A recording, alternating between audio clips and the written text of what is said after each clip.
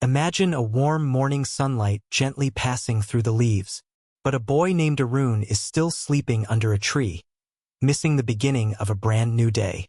Let me ask you something. Where does all your time go when you choose to do nothing? And here's a surprising truth. The greatest thief in life isn't a person.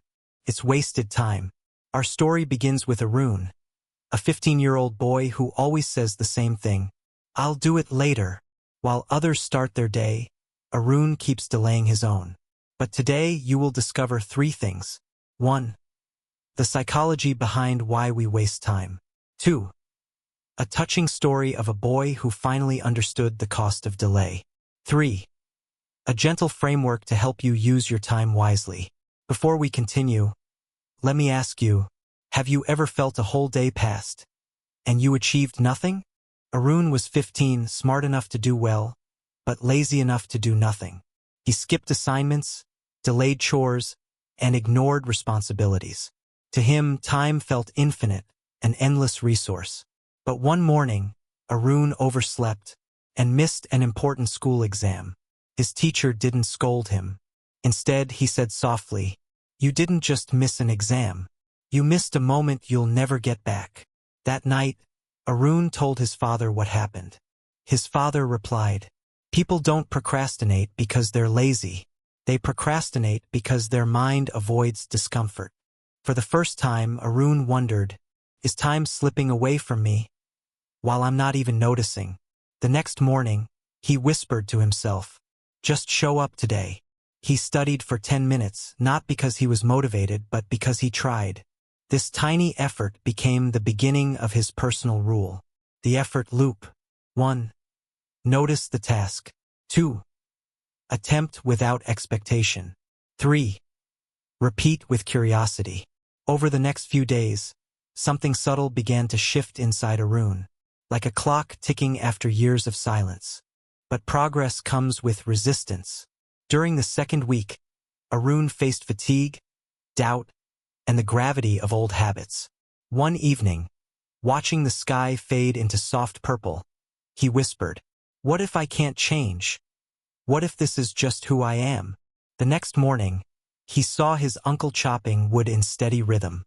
Arun asked, "Don't you ever get tired?" His uncle smiled, "Of course I do. I just don't let tiredness decide my life." Then he said something Arun never forgot. Time will pass anyway. The question is, will you move with it or fall behind it? That afternoon, his uncle gave him a simple job. Take care of this young plant. Water it every morning. Arun agreed, and then forgot. Twice.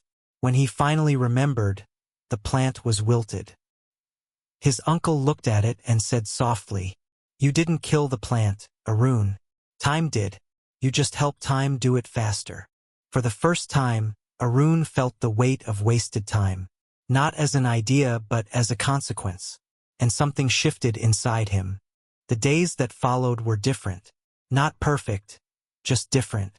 Arun woke a little earlier. He cleaned his desk, opened his books, and started studying without waiting for the right moment. A major challenge approached. The end-of-term exam, the same one he had missed earlier. His uncle visited and said, "Time doesn't wait for motivation.